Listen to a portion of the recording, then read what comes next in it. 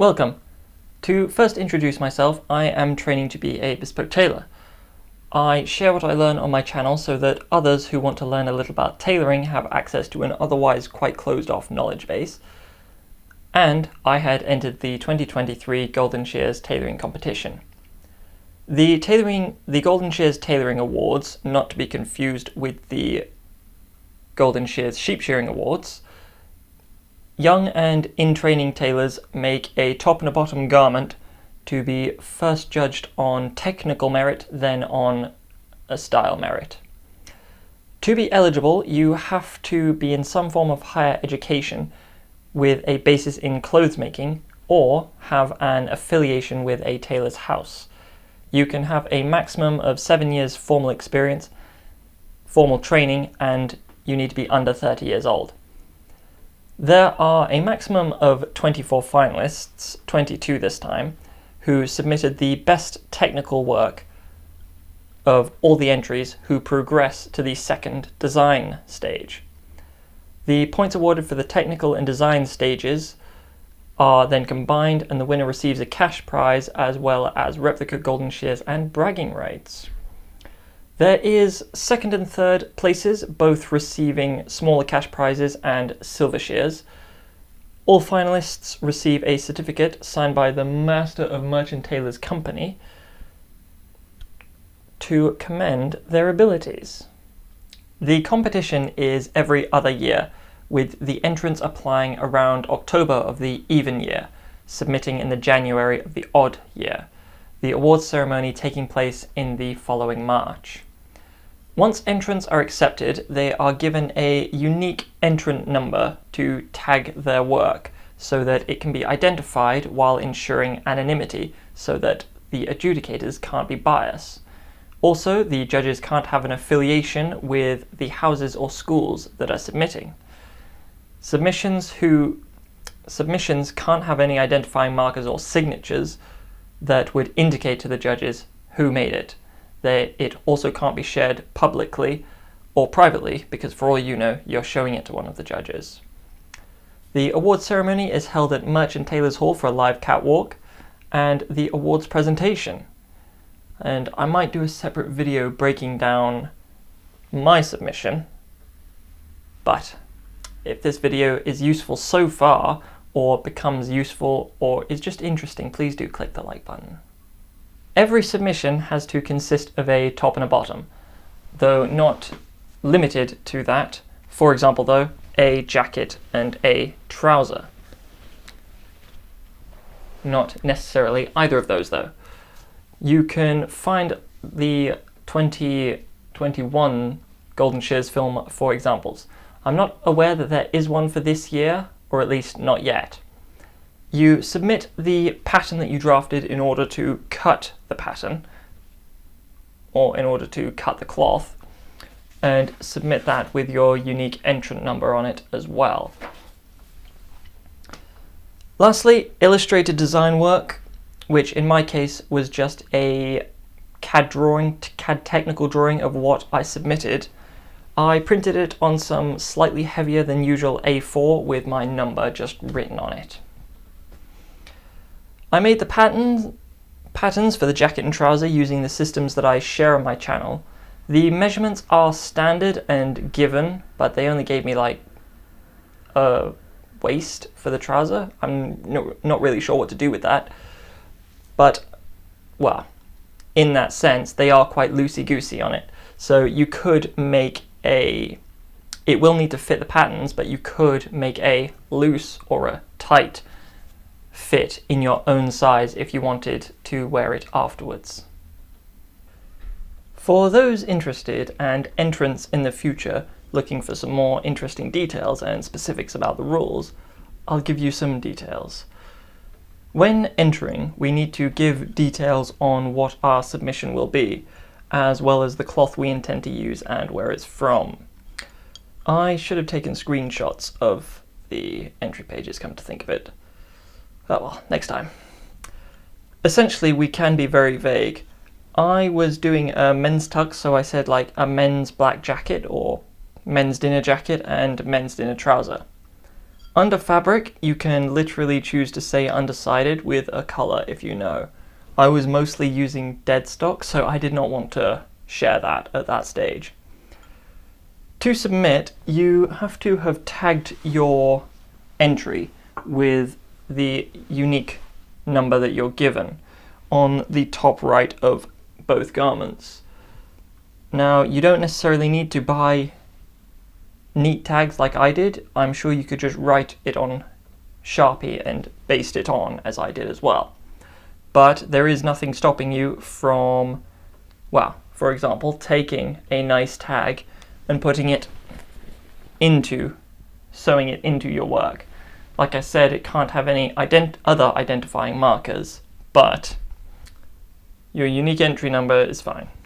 After entering, you are given details on the submission about when and where. Mine was at Merchant Taylors' Hall, but in the past it has been the LCF Mare Street campus.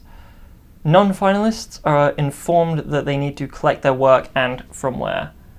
Again, there is one 9 to 5 day to collect your work from a given location. Again, likely Merchant Taylors' Hall, but not necessarily. If you need to organise a different time to collect your work, then it is held at Henry Pool until you can get it, or get it posted. If you are not contacted to collect your work in January, then congratulations, you're a finalist. Finalists are contacted a couple of days later to confirm, congratulate, and interestingly tell you which the tailors that adjudicated the work on technical merit and where they're from. The awards ceremony this year was the 20th of March, so that was the first Monday of the Easter break. Finalists receive their RSVP information early in February, the 8th this year, and they get a ticket for themselves and 2 free guests, which is not many. Before Valentine's Day as well, finalists need to submit an updated description of their garment and the materials they used. My cloth was almost all dead stock, so I did not want to say that. So I just gave the shop's name and what it was that was written on the selvage. I wasn't sure what to do for the garment description, so I was just like a rural country-inspired tuxedo. At this stage as well, the finalists need to submit a short introductory sentence about them, a 50-word bio, and a high-res photo portrait. Although I'm not sure what for, since I don't think they were used at all. Again, as finalists, we're given 3 tickets. I'm not sure whether it's normal, but we also got a link to an Eventbrite page where additional guests can buy tickets for £55 this year, but I think 2019 it might have been 50, so I'm not sure whether it goes up every year. Finalists are able to sign out their work to use for interviews and portfolio work before the final. If you want to sign it out, you have to organise it with them. I don't know how active they are by email, but I went into Henry Pool and spoke to the chairman. He wanted 2 weeks' notice for a given day that I would come in to Merchant Hall to collect it, and that was confirmed by phone about less than a week beforehand. I guess they need the notice to prioritize adjudication possibly, and to style it in collaboration with the other finalists. They want the monthly selection to look like a cohesive collection on the catwalk, I suppose. On top of this, the deadline for getting it back to Merchant Taylors' Hall will be either the last of February or the 1st of March. Again, I guess it's just to get it ready in good time for the awards presentation. I got it back on the same day, but that's neither here nor there. You can take your work to show tailors or people or companies privately for interviews. You cannot share your work publicly, or even that you're a finalist, really. Publicly, though, meaning social media, an alumni article, or from a school you attend, or a published interview of any kind. I know UCL published their 2 finalists before the finals, so I'm not really sure what's the deal with that, but the chairman told me no, so I'm just going to go with that. These apply from when you start working on your entry and enter the competition, ending when you get your work back, whether that is in January or March. UCL, well, like I said, yeah. As stated in the rules as well, we can't alter the garment in any way, which is unfortunate because it was much later that I had the idea to add cuffs to my sleeves as well as the trousers. The Monday before the ceremony, finalists get an email with final details. So finalists have to be at Merchant Tailors Hall at 3 p.m. for rehearsals, and, well, that's it actually. Your guests need to arrive at around 6, and finalists and their guests are relocated on the night for the running order of the show. You need to eat beforehand and bring a snack because there's no food except for canapes at about 8:30. There's no actual dress code, but they politely ask to dress appropriately. I imagine because they can't really expect under 30-year-old students and apprentices to own black tie. Non-winners have to take away their work that day and they can share it however they want. For example, me here the next day. Or it would be, but the camera was acting up, so now it's Thursday. The winners probably getting the most opportunity for official interviews and such like, while everyone else falling into complete obscurity. I mean, seriously, I've looked for 2019 and earlier finalists and found nothing. To be honest, I'd really be interested to put together a history of finalists and their work together, kind of like an encyclopedic history.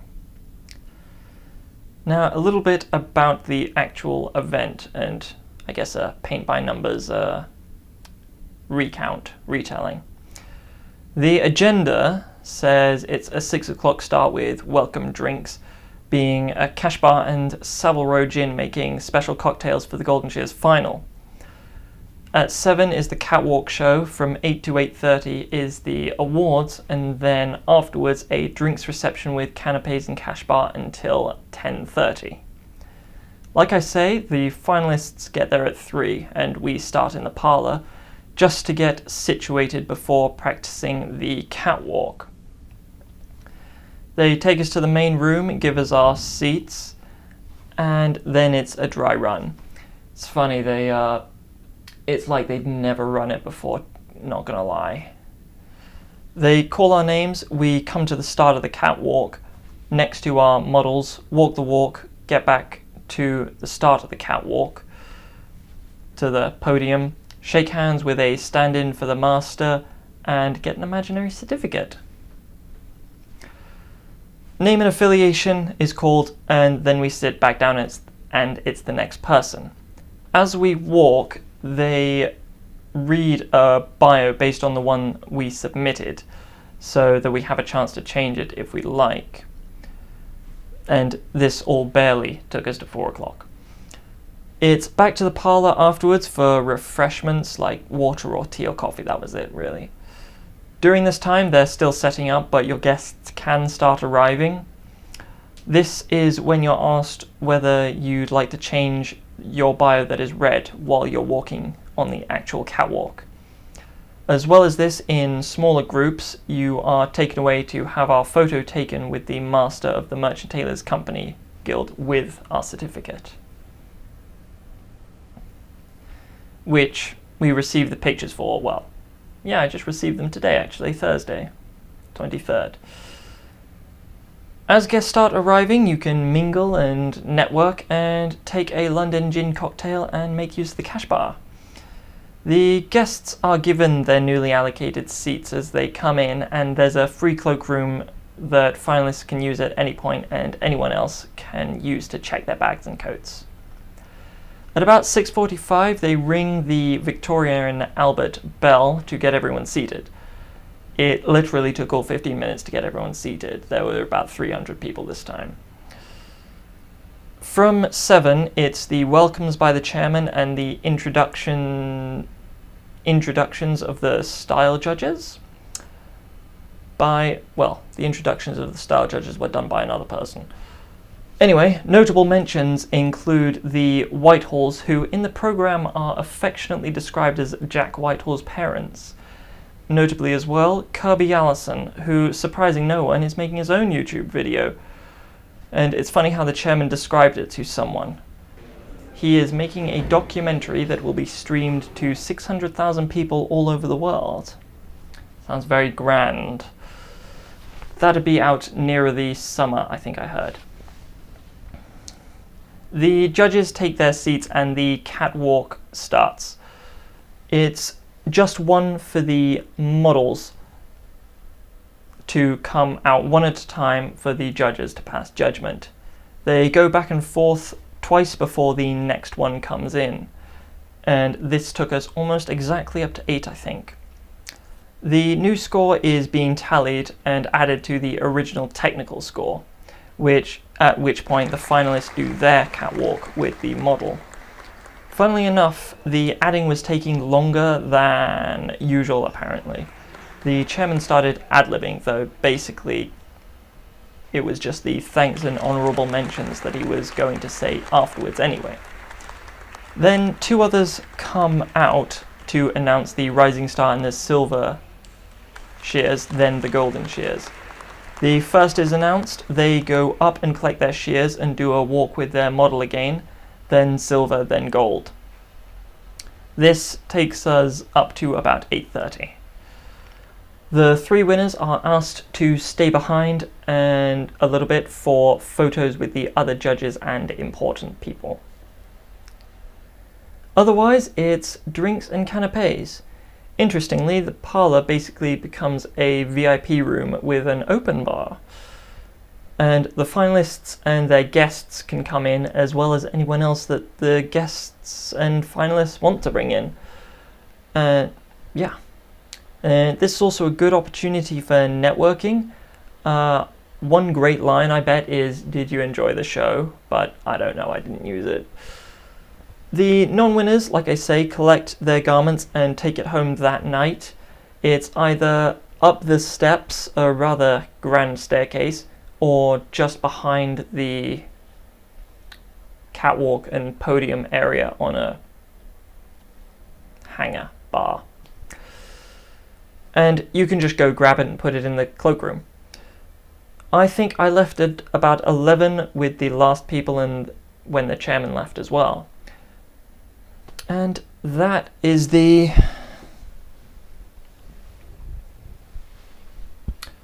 Golden Shears event at Merchant Taylor's Hall. If you have any specific questions, I can answer them down in the comments. Otherwise, I hope to do another one of these in 2025. I hope that this is useful to people and given some others the motivation to enter, and maybe I'll see you then.